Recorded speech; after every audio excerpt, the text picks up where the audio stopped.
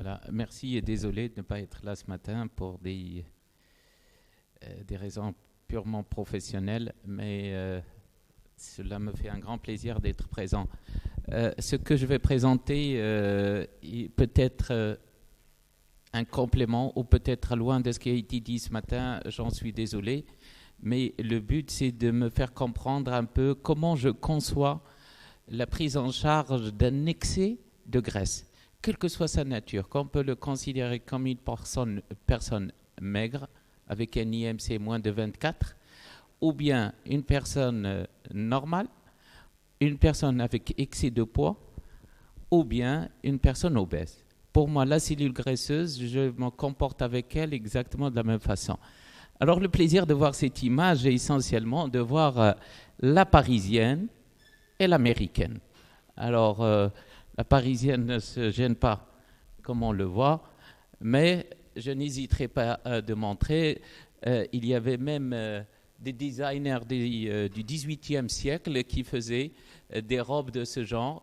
Et malheureusement, on a au Maroc des patientes comme ça que j'ai été amené à traiter. Je ne vais pas rentrer dans le détail, je suis sûr que ça a été très bien fait et de ne pas me répéter en ce qui concerne les récepteurs, la leptine et tout ça, mais j'irai à des informations beaucoup plus intéressantes, ce tableau étant connu, donc simplement pour le mentionner. Et ce que je peux dire, c'est qu'il y a des patientes qui présentent un IMC qui est tellement important, qui est au supérieur à 40, et qui sont plus des candidates à l'anneau gastrique ou au bypass. Alors, je présente une patiente que certains Marocains connaissent parce qu'elle est passée plusieurs fois à la télé et qui présentait 206 kilos.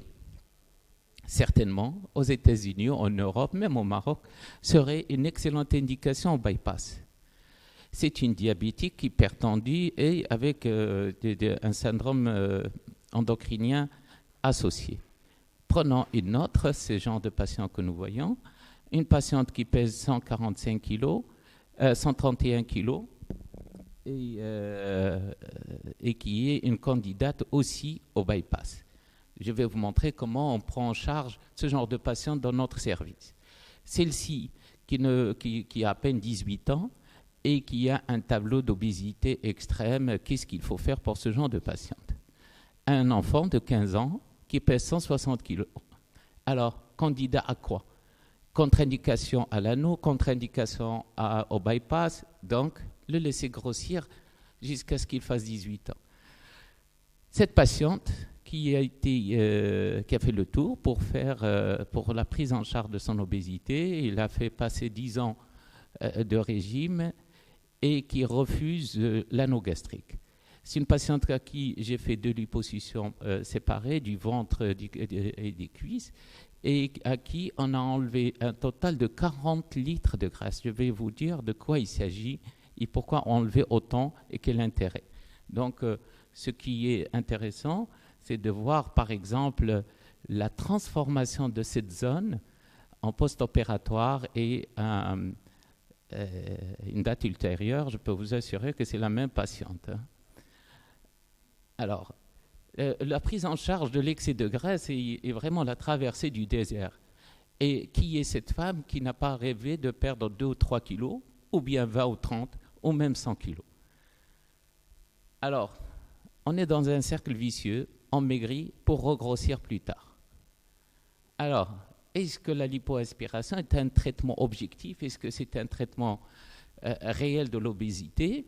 Et est-ce qu'il y a vraiment un traitement miracle de cette pathologie internationale et qui est considérée pour l'OMS le fardeau numéro 1? Bref, j'ai eu le privilège de collaborer, de travailler avec les plus grands de notre ère, de la chirurgie plastique et de liposuction. Vous avez Illouz ici, vous avez Fournier là, vous avez Zoki, et j'ai eu la chance de travailler avec eux depuis cette date. Alors, il y a sur une vidéo l'anatomie, je pense qu'il était dans ma clé USB, qui serait intéressant de voir, mais sinon, vous pouvez, tout ce que je présente là, se trouve sur un site internet qui est, il suffit de mettre sur Google Tazilipo, T-A-Z-I-L-I-P-O, et vous avez toutes les vidéos qui traduisent in vivo la constitution anatomique de la peau. Alors, quels sont les signes de beauté? Est-ce que c'est ce qui est là dans le siècle dernier ou c'est ça pour notre ère? Alors, aussi le rêve, est-ce qu'on peut transformer une femme comme ça en une femme comme ça? Sachant, quand on produit notre capital graisseux, cela démarre dès la création fœtale jusqu'à l'âge adulte. Donc, il y a deux choses qui vont se développer, le nombre des cellules et le volume des cellules. Alors, je vais essayer de présenter comment on peut gérer les deux. Alors, bien sûr, les normes de beauté ou le canon de beauté ou ce qu'on peut dire, est-ce que c'est ce genre de femme? J'en sais rien. Mais quoi qu'il en soit, on peut prendre une patiente comme ça, qui a quelques excès de graisse, qu'on peut transformer comme ça. Et ce genre de silhouette, qui est recherché par une grande partie des femmes, qu'il faut essayer d'atteindre, que ce soit de face de profil, ou bien penché en avant, qui traduit réellement cet excès qui est bien localisé et qu'on voit là. Et qu'on voit dans la même position. Et l'intérêt, c'est de voir des courbures qui sont parfaites pour cette patiente. Quand on va plus loin, ce genre de patiente est une candidate à l'abdominoplastie et personne ne peut contredire ça. Mais je vous la montre que l'hyposuction à elle seule, sans cicatrice, peut régler le problème. Et vous voyez essentiellement ce pli qui est là, qui a carrément disparu. Malheureusement, la vidéo in vivo vous montrerait les raisons de disparition de ce pli sans chirurgie. Alors, l'abdominoplastie, elle a un rôle essentiellement pour lifter un corps. Et vous voyez la différence entre avant et après en position assise parce que c'est la position qui montre le plus de défects. Cette jeune fille, jeune femme qui a accouché de jumeaux, le problème étant essentiellement ces vergetures importantes autour de son ombilic, la liposuction ne lui aurait rien servi et c'était plutôt un lifting avec une prothèse mammaire. Ces abdominoplasties que je pratiquais en début des années 90, effectivement, pouvaient changer énormément chez les patients. Maintenant, qu'en est-il d'un concept que je vais vous présenter? Pourquoi ne pas traiter effectivement l'obésité par la liposuction, d'autant plus que parfois l'anneau gastrique ou le bypass sont une contre-indication? Alors, prenons un exemple. Une patiente pour laquelle j'ai fait une liposuction de 22 litres, ce qui est l'équivalent, s'il y a des anatomistes avec nous ou des histologistes, ils vont ne pas me contredire pour dire que 22 litres égale à peu près 22 milliards de cellules. Les 22 milliards de cellules graisseuses, elles représentent à peu près en poids 14 kilos, ce qui représente en masse calorique à peu près 180 000 calories, qui traduit 80 jours à peu près de jeûne, et ce qu'on peut pratiquer en 2 heures. Quand vous voyez cette graisse qui est aspirée ici, la quantité de sang qui est au fond du bocal peut provenir essentiellement de la circulation intragraisseuse elle-même, comme elle peut un peu de la circulation générale. Je ne vais pas redire qu'en est-il de la définition de l'obésité sans mal sur Terre, vous le connaissez, mais je vais m'attaquer à 2 éléments importants. Une cellule graisseuse, soit elle a augmenté de volume parce que c'est devenu un stock important des réserves caloriques sous forme lipidique, triglycérides et acides gras, soit elle arrive à un moment où cette cellule ne peut plus augmenter de volume, il se multiplie et c'est le nombre qui augmente. Alors, en dépit de tout ce qui peut se dire, héréditaire, génétique, comportement alimentaire, lifestyle, tout ce que vous dites, pour moi, je vais me limiter à 2 choses. Diminuer le volume des cellules ou diminuer le nombre des cellules. Alors, pour la réduction du volume, beaucoup d'entre vous peut-être ont entendu parler ou pas, mais vous pouvez aller visiter ça sur Internet, sur la méthode de Siméance qui existe depuis 1954 et dans l'élément de base étant l'utilisation de l'ACG, l'hormone gonadotrophin chorionique. Alors, cette substance, pourquoi elle intervient dans le traitement de l'obésité? Je vais simplifier ça pour dire qu'une étude que j'avais faite avec la faculté de médecine de Casablanca et le centre de recherche parisien pour confirmer l'existence des récepteurs de l'ACG sur les cellules graisseuses, ce qui a été confirmé, et je vais vous montrer le résultat de ce travail qui est quand même assez bouleversant. Donc, le deuxième élément, c'est de réduire le nombre de cellules, et j'ai le privilège de vous dire que je suis l'inventeur de cette technique qui est déposée à Los Angeles et qui est connue mondialement. Alors, c'est le numéro du brevet et il est reconnu depuis 2006. Cette technique qui est là, cet instrument que j'ai inventé, qui permet d'aspirer la graisse à travers un tube en téflon qui va être en contact des ultrasons, et l'intérêt, c'est l'évacuation de graisse avec une vitesse ahurissante.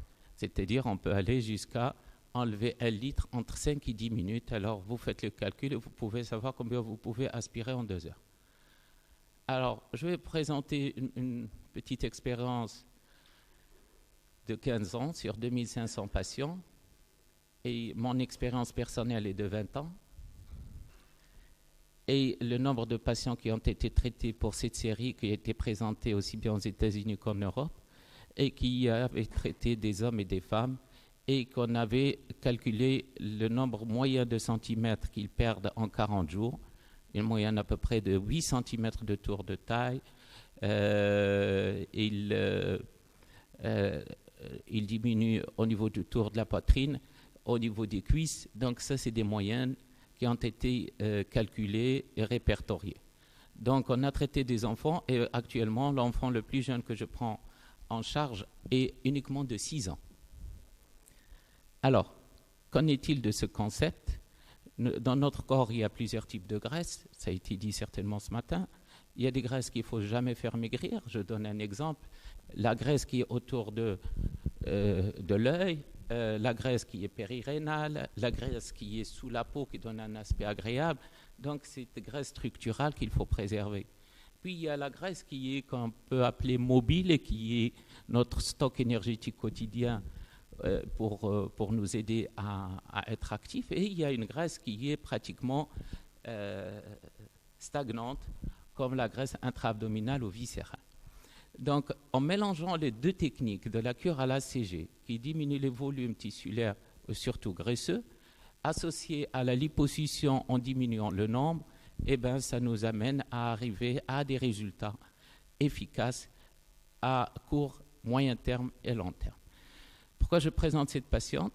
Parce qu'elle espérait remettre son jean et son pull. Alors la voilà avant. Après 19 litres de liposuction avec une réduction mammaire. L'intérêt ici, qu'on peut la considérer comme excès de poids, obèse ou maigre, ce qu'on veut, c'est qui compte, c'est le résultat, ce que souhaite la patiente, c'est de porter ces tenues qu'il a toujours rêvé porter. Donc, René Descartes disait que chaque fois qu'un problème a été résolu, il est devenu une règle. Est-ce que ça va devenir une règle? J'en sais pas, j'en sais rien. Alors, l'ACG a plusieurs rôles, et s'il y a des hormonologistes avec moi ici, donc ils savent déjà, c'est que ça augmente le niveau de testostérone, et on sait très bien que la testostérone est un élément capital pour faire maigrir la graisse viscérale. Et des études ont été faites dans plusieurs pays, dans plusieurs séries, entre autres en Russie, aux États-Unis, qui a montré que ce traitement traitait aussi bien le diabète, l'hypercholestérolémie que l'hypertension. Alors, nous avons des patients que nous avons traités, et je peux dire que 9 sur 10 qui étaient sous insuline, ou même insulino-résistants, ont arrêté l'insuline, et même les hypoglycémions oraux. Ce travail a été publié par la faculté de médecine de Casablanca. Donc, à aujourd'hui, toute méthode confondue, cette technique fait maigrir plus vite que toute, je dis bien toute méthode confondue. Alors, un grand intérêt sur les éléments hormonaux.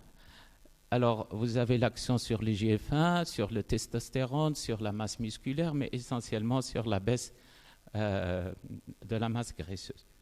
Plusieurs études, je simplifie pour dire que l'ACG accélère la mise à disposition des graisses sous forme énergétique, c'est tout un processus, mais je vous donne le rapport ici de la faculté de Paris avec lesquels j'ai participé et j'ai donné les éléments de recherche. Et vous voyez bel et bien que la cellule graisseuse est porteuse de l'hormone ACG. Deuxièmement, il y avait une action sur les préadipocytes. Je ne sais pas si le professeur Lafontaine est là, parce que je savais qu'il était là. C'est un travail qui l'aurait intéressé, parce qu'il agit sur les stream cells ou les préadipocytes. Sur la cinétique de l'activité de la MP kinase aussi a été étudiée et qui a montré son efficacité, l'action sur la différenciation des préadipocytes, mais l'élément clé, et c'est la diapo la plus importante, c'est l'effet de l'ACG sur l'expression de gènes de l'obésité. Je peux dire, je sais ce que je dis, et j'aimerais bien qu'on m'en contredise, aujourd'hui, l'effet safe sur le gène de l'obésité, c'est bel et bien l'ACG. Donc il y a un effet qui a été étudié sur des cellules graisseuses humaines, pas animales, fraîches, de liposuction, qui a démontré l'action de l'ACG sur le gène de l'obésité par une baisse jusqu'à 75% de la sécrétion de la leptine. C'est un travail qui a été fait, refait et prouvé. Alors prenons un exemple de cette patiente de 206 kg qu'on a ramenée à 95 kg en 16 mois. Cette femme a perdu bel et bien 117 kg. Bien sûr, son diabète a dû disparaître, sa tension améliorée, son cholestérol aussi. Et notre patiente. Et prenons l'exemple de ce jeune qui a suivi cette cure et qu'on voit bien la qualité de rétraction de la peau. Et on a comparé deux patients, un qui était porteur d'un anneau gastrique, qui a perdu 40 kg, et un autre qu'on a suivi avec la cure ACG. Vous voyez ce qui s'est passé avec l'anneau gastrique et ce qui s'est passé avec la cure.